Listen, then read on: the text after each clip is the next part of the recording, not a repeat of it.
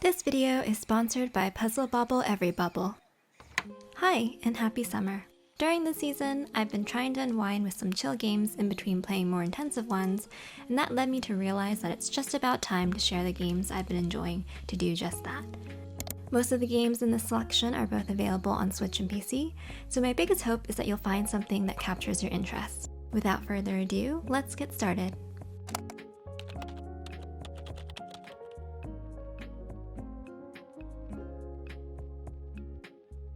To start us off this summer season, we have Melatonin, a chill rhythm game featuring a tired sleepy boy and his selection of weird dreams. The weird dreams in question involve anything from swiping through a dating app, working at a cubicle, social media, or even just eating pizza. But I will say all of the levels are relatively unique and have a stylish soundtrack. There's no dialogue or overarching plot to this game besides the fact that you're really just navigating this guy's dreams, but that's what makes it great for relaxing. You can just focus on the music in each charming level. I also adore the aesthetic of this game and think it's probably one of the most unique looking rhythm games I've ever seen. There are multiple nights to explore, but it should take you only about an hour or so to clear the game. It's a rhythm game, of course, so you can always come back to play your favorite levels and get a higher score or FC.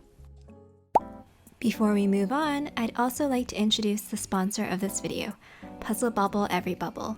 Puzzlebubble Everybubble is the latest installation in Taito's classic and adorable Puzzlebubble series, and I've actually been playing it myself in small sessions for some casual bubble popping action. While Puzzlebubble Everybubble can definitely be a great game to unwind to as a single player, it also features a new multiplayer story mode that's playable with up to 4 players, a 2v2 co-op battle mode, and online co-op for 1 to 4 players. Puzzlebubble Everybubble also has an online mode that allows for ranked world battles and password-protected matches to play with friends only. Out of Everybubble's new features, however, I personally enjoyed the single-player story mode and the Puzzlebubble vs. Space Invaders mode the most. In Everybubble, there's a mode for everyone. Puzzlebubble Everybubble is a Nintendo Switch exclusive and has a free demo available where you can try out its online world battles. Check out Puzzlebubble Everybubble on the Nintendo Switch by clicking the link in the video description below.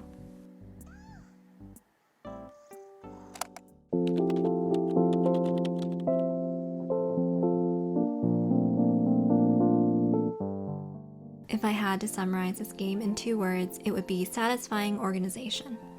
A little to the left is a charming puzzle game all about organizing knickknacks in satisfying ways at your leisure.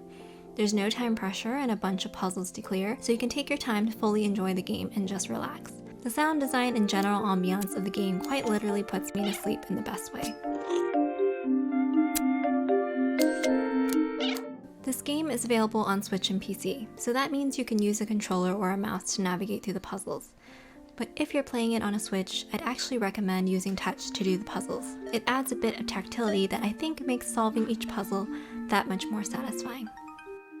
After you've cleared the game in its entirety, you can also return to play a mode called Daily Tidy, where you can just casually drop in for a quick session.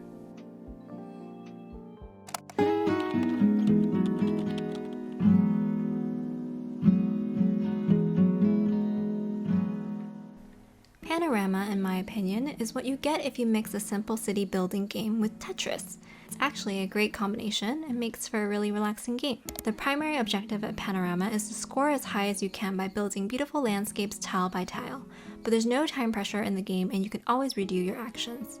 As you build your city, you can also just zoom in and admire the little details, like boats floating by or watch waterfalls cascade down cliffs. The more you build and the higher score you get, the more buildings you unlock. The soundtrack and ambiance of this game adds to its charm and makes it another great game to play in the middle of the night, when you need to fall asleep but just can't. I can attest to this because that's exactly how I play this game.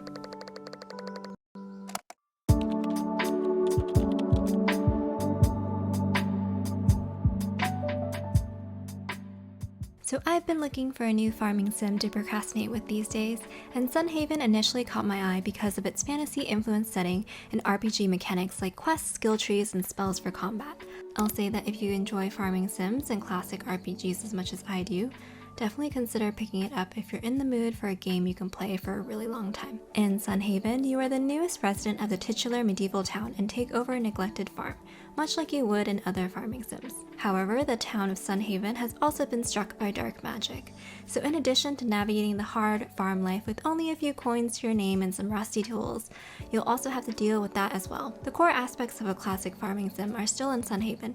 You can grow crops, raise animals, decorate, and explore, but there's significantly more magic involved, and honestly, I'm just skimming the surface of how you can go about doing those things. After spending some time with the game, I have to say I've been impressed by some of the quality of life features this game has included that are a bit rare in the farming sim genre. For example, you can actually adjust the speed of a day in Sunhaven, and you actually don't have a stamina bar. You have health and mana instead, so you're really only limited in what you do in a day, but the length of the day and your schedule as a farmer, explorer, or whatever class you decide to pursue.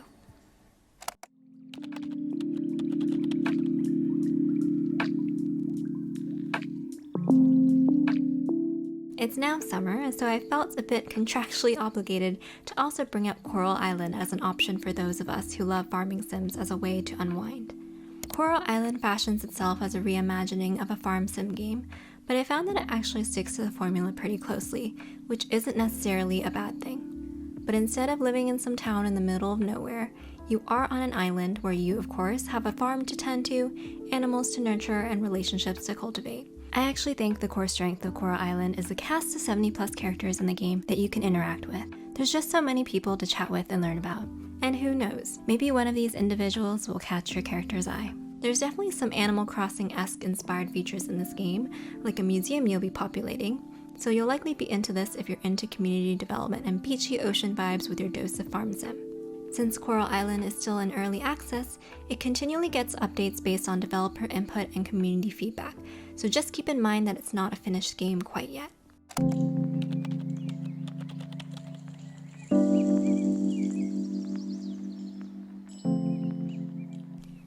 Coffee Talk is where you play a barista in a fantasy Seattle where your cafe visitors can be elves, tieflings, orcs, and a lot more I'm not listing. The most important part of the game, however, and the reason I picked it for the selection, is the ability to carefully craft beverages for your patrons, because nothing is more relaxing like making a matcha latte while drawing a really sad attempt at a smiley face on it. And I'm not being sarcastic. All of the sounds and small actions you have to do to craft that drink just make the experience all the more relaxing.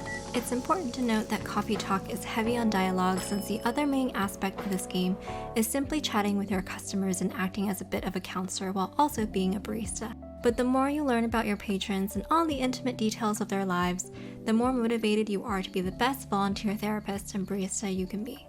Or at least, that's my experience.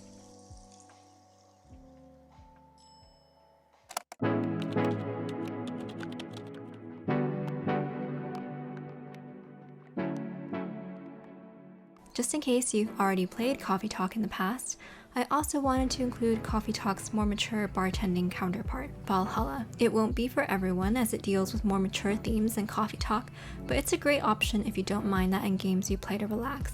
Instead of being a nameless barista, you play as Jill, a bartender at a small downtown bar, where you mix drinks that will quite possibly change your customers' lives.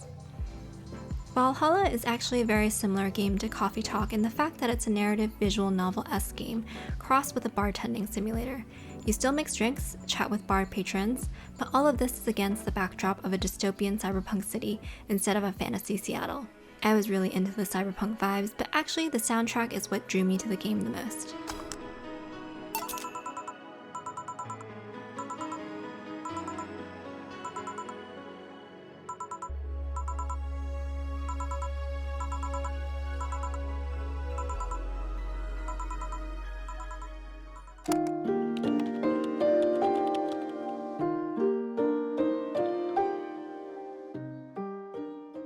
I originally didn't plan to include mobile games or apps in this video, but Pixsteps is charming enough that I decided to include it in the selection of games.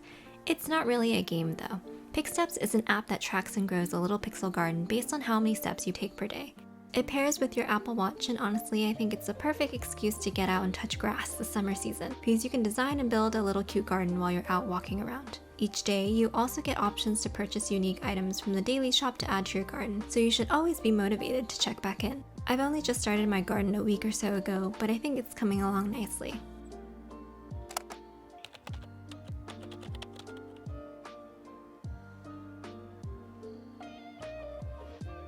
Ski's Odyssey is an idle village game based around Ski, a little adventuring bunny.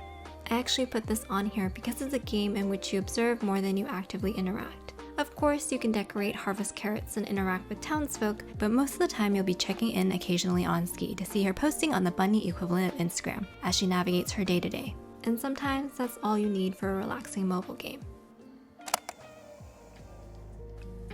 So that's all for this selection of summer games to chill to, and I hope you found something that you might be interested in, because I do think all these games are pretty great.